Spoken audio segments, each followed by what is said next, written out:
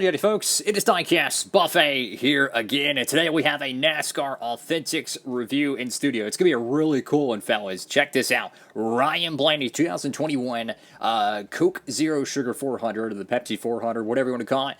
This is an awesome race win diecast that is absolutely caked in confetti with the beautiful body armor paint scheme. I mean, talk about one of the coolest race to win diecasts ever made, in my opinion. The box artwork for this, or the card back, if you will, is really, really nice. It matches the paint scheme pretty well, and you have that same high contrast colors on the back of the card back here.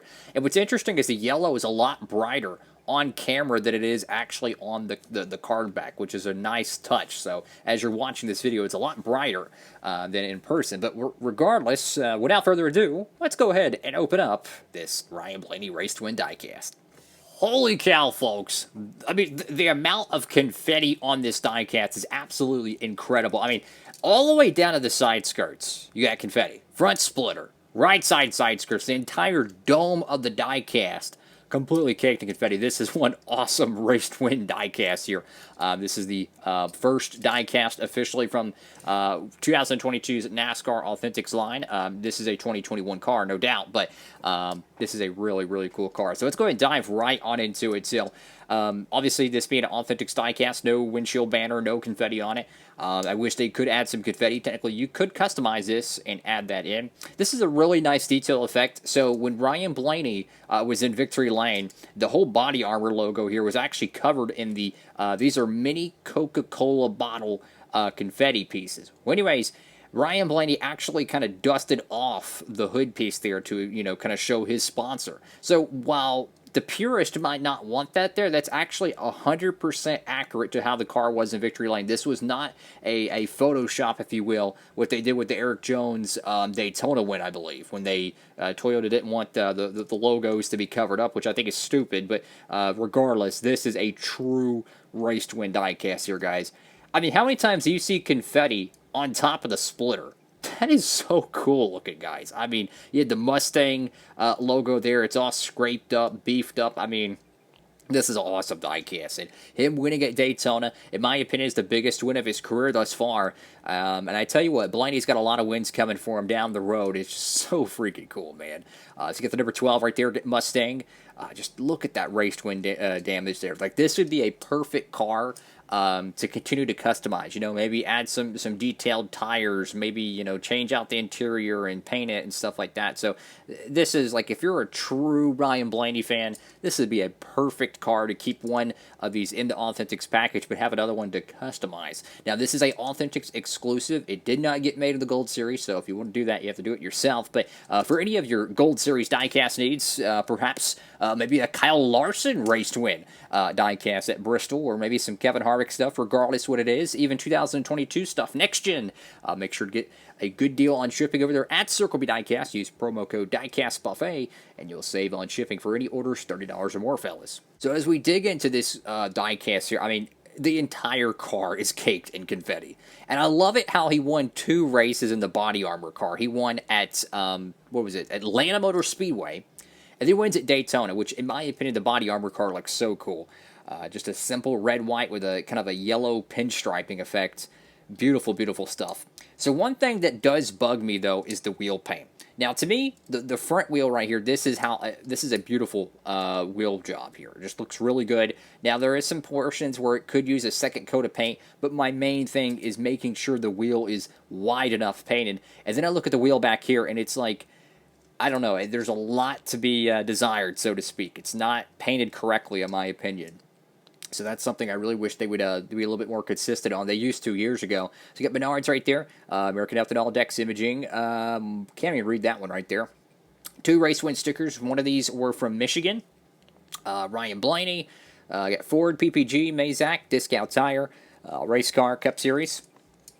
Go to the back end of the car here, and you even got some detail, kind of bumps and bruises, so to speak, for the you know, the tandem drafting you have at Daytona. But this is so cool. There's even confetti right here in the back panel here, and you know, 90% of this confetti probably wouldn't even stuck to the diecast if they didn't have, you know, maybe champagne or body armor or whatever they sprayed in Victory Lane to help it kind of adhere to the car. So in my opinion, anytime they do confetti, they need to have some sort of liquid ready to go to kind of get the car ready for the confetti, so the confetti sticks to it. You know, it's kind of stupid if you have the confetti on the car and then you just start spraying Gatorade everywhere. I don't know. I want the confetti to cake the diecast. I love it. Go to the right side of the car. One of my favorite portions always that they do is the exhaust panel. I like that detail. I'm not sure if the next-gen cars will have anything like that because the whole side skirts and everything is really different. They don't even have side skirts. It's really interesting. What an awesome race-to-win car. Easily the best Blaney race-to-win car in my opinion. I mean, just anything that is caked in confetti, and it's red and white confetti too. So it's just a beautiful diecast. And you go to the roof here. I love this. They completely covered the whole number 12 there. That is awesome. And you can get the clean version of this paint scheme as well. So that's one thing it really bugs me when they have a race to win diecast get produced in a unique paint scheme where you have no clean version of it, right? Well, this one you can have the clean version and the race to win version, which I think is so cool. The only thing that kind of bugs me about the Blaney race wins is they had a good trend going. They had a majority of his paint schemes seemed like they were getting made for the race to wins, and it looks like they're not going to be making the Atlanta race to win or the Michigan race to win, at least I'm assuming, which I think is kind of a bummer. They didn't make one of his Talladega wins, which I thought was really lame. In my opinion, Blaney is he is popular enough to have every race win get made. You know, it's kind of like William Byron.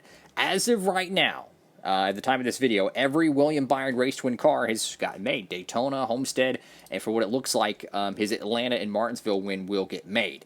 Kyle Larson, I mean, almost every win from 2021 got made. A good majority of his wins overall got made. Chase Elliott, as of right now, every single one of his, 16-plus wins has gotten made.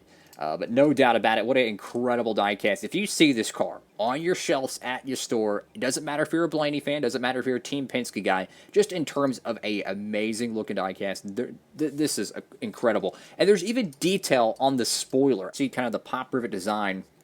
And what's interesting about it is I believe the top portion of the spoiler here is actually supposed to be clear. Now, obviously, with it being a 1/64 scale diecast, you can't do that. So they simulate it with just making it a tall spoiler and having that pop rivet design.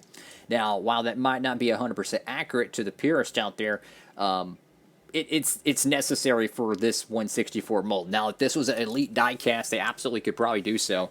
But for just this normal mold, that is the necessary logistics that need to happen in terms of production. I mean, you wouldn't want everything on this diecast being perfectly sound and capable to be, literally thrown around the room and it won't break, and then you have a very, very tiny piece of plastic here that breaks. I promise you wouldn't want that. It's best only on an elite diecast. So anyways, here comes the race to win card, which I love these things. I personally think every single race to win diecast should always have a race to win card. I can't stand it that the Kansas Chase Elliott win had a goofy little playoff sticker. They could have had a Mountain Dew, Chase Elliott, Cat, and Victory Lane. No, they screwed it up. The Austin Dillon 2018 Daytona 500 win, they screwed it up. They didn't put a race win card. I don't understand what they're thinking with those, but this is how you do it. Now, I will say this is a new style card. It is significantly thinner, I think. Now, that could be a good thing, could be a bad thing. This one's a little bit bent, so, I mean, you could probably, take some heavy books or something and leave it on there for 24 hours. It would probably flatten out right perfectly, and then you could put it in, like, a album or something. But regardless, got Daytona, Ryan Blaney, Coke Zero Sugar 400 champion, Daytona Beach, Florida, August 28, 2021. Crazy to think they were almost racing in September at Daytona, which is really unusual. I love the trophy pattern, really cool. And you got Chase L. Oh my goodness, I wish he wanted Daytona Speedway. We got Ryan Blaney there, really cool, holding up to number 3 for his 3rd win of the season.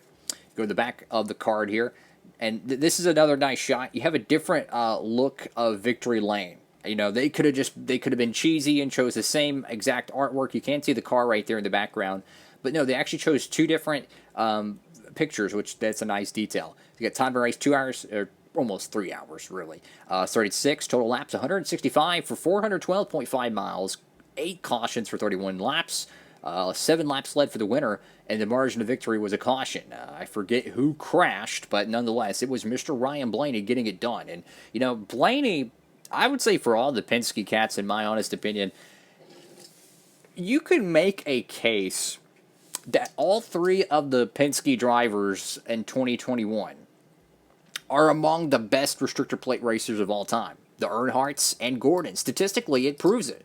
I mean, how many restrictor plate wins does Joey Logano have? How many restrictor plate wins does Brad Keselowski have? How many plate wins does Ryan Blaney already have? Regardless what you think about them, at the end of the day, the stats don't lie. Their statistics put them amongst, I'd probably say, the top maybe 7 or 8 restrictor plate drivers of all time. That's crazy. Now, of course, restrictor plate racing started in the late 80s and carried on into the 90s and the 2000s, and Earnhardt, absolutely dominated, but the statistics don't lie. And it's amazing to me how great the Penske's plate program has been. And then you go in and throw in Austin Cindric winning the Daytona 500. It really just shows you how great they are at plate racing. And if you really look at it, the 2010s decade was very similar to DEI in terms of the Penske power at the plate tracks. But regardless, awesome diecast, guys. I love it. This is an incredible race win. Got to pick it up if you see it. Who knows how many they're going to be making of this, guys. Thank you all again for watching, and feel free to use that promo code to help out the channel. It helps me be able to do videos like this for y'all. Have a great one, everybody. Diecastbuffet. Sign it off.